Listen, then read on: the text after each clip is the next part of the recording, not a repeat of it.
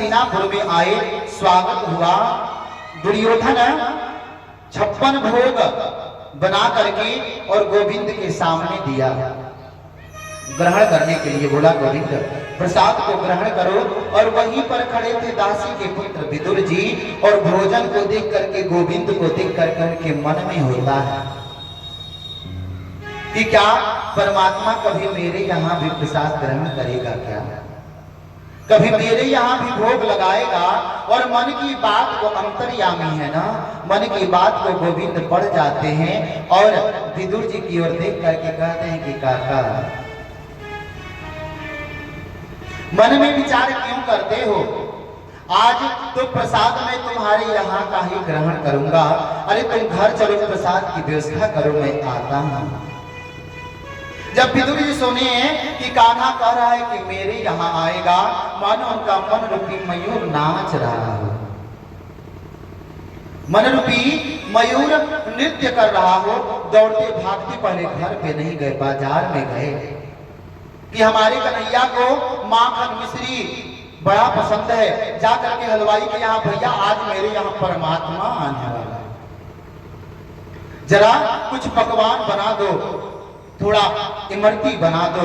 वह बाजार गए हैं और हमारे कन्हैया इधर नंगे पांव पहुंच गए विदुर जी के घर पे।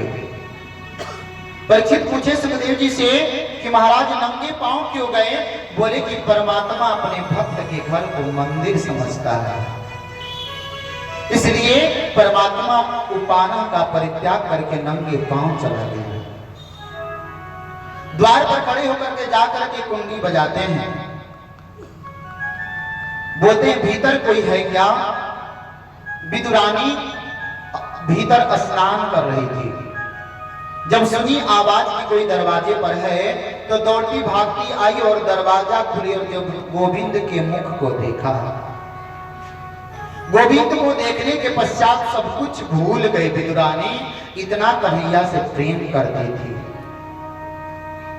सब कुछ भूल गई उसके मन में, और कुछ नहीं, अपनी अवस्था भी याद नहीं कि मैं भीगे हुए वस्त्रों में हूं। एक टक लगा करके गोविंद को देखती रही। अरे गोविंद का मुखमंडल ऐसा है कि जो एक बार देख ले कि लखी जी ने लाल की मुस्कान, ताही बिसरी वेद विधि जप योग संयम ज्ञान। एक बार जो लाला की मुस्कुराहट को देख लेना, शास्त्र ज्ञान सब कुछ धरा का धरा रह जाता। कन्हैया बोले अरे काकी, अरे मुझे भीतर लेकर नहीं चलोगी क्या? जब कन्हैया की आवाज को सुनी तो हाथ पकड़ करके भीतर लेकर के गई विदुरानी। बैठने के लिए कुछ नहीं मिला, कन्हैया के स्वरूप को ही देख रही हैं। पीढ़ा होता है ना, पीढ़ा, तो एक तरफ का पाट भाग उसका चिकना होता है और एक तरफ छोटे छोटे पांव जैसे लगे रहते हैं। कन्हैया के प्रेम में वह भूल गई कि मैं कन्हैया को सीधे पाट पे बैठा रही हूं या उल्टा उल्टा पीढ़ा रख करके कन्हैया का हाथ पकड़कर उस पर बैठा है। कन्हैया को ही देखे जा रही है विदुरानी। कन्हैया मुस्कुरा रहे हैं, विदुरानी के नेत्रों में जल भरा हुआ है। कहती कह रही काकी बैठा दी, बड़ी चोरों की भूख लगी है, कुछ खाने को नहीं दोगी क्या? कन्हैया की बात को सुनकर के विदुरानी दौड़ते भागते रसोई में जाती है। रसोई में कुछ केले मिलते हैं, उनको पड़े हुए ला करके केले कन्हैया के सामने बैठ जाती। कन्हैया के प्रेम में एक एक केला छील करके और छिलका कन्हैया के मुख में खिला रही है और केला बाहर फेंकते जा रही है प्रेम। और कन्हैया एक बार रोक टोक नहीं करता कि अरे काकी तू छिलका खिला रही है मुझे, भाव का भूखा है ना। भाव से प्रेम से छिलका खिलाए जा रही हैं और उधर बाजार से मेवा मिश्री इमरती मिठाई लेकर के द्वार पर आए हैं। द्वार पर कोई खड़ा हूं, चप्पल खोले तब तो पता चले कि भीतर कोई है। द्वार पर से आवाज लगते हैं, अरे विदुरानी, अरे सुनती हो, अरे आज तुम प्रसन्नता के मारे झूम उठोगी। अरे कन्हैया लाला कहा है कि आज तुम्हारे भवन को आऊंगा। और जब वो कह दिया है ना तो वो जरूर आएगा। पर विदुरानी कन्हैया को देखते हुए वह छिलका खिलाए जा रही हैं और किसी चीज का भान नहीं है उनके मन में। जोर से आवाज लगाए। विदुर जी कहते अरे आ रही हूं। दौड़ते हुए विदुरानी द्वार पर गई, बोली अरे लाला आने वाला है। विदुरानी विदुर जी का हाथ पकड़ के कहीं कि आने वाला नहीं है, वह तो कब का आया हुआ है। विदुर जी का हाथ पकड़ के भीतर लेकर के जाती हैं और जब कन्हैया की अवस्था को देखते हैं, विदुर जी तो चरणों में गिर करके रोने लगते।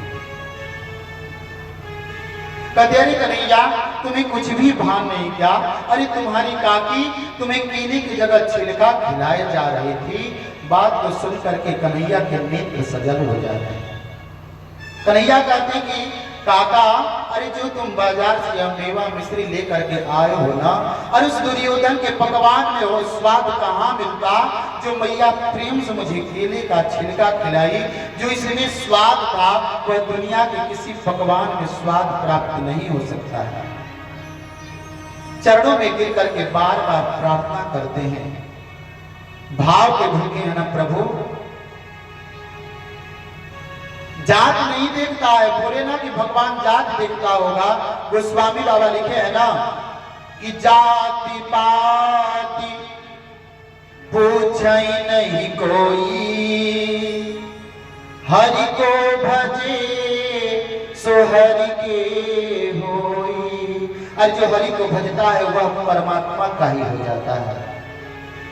संसार में किसी दूसरे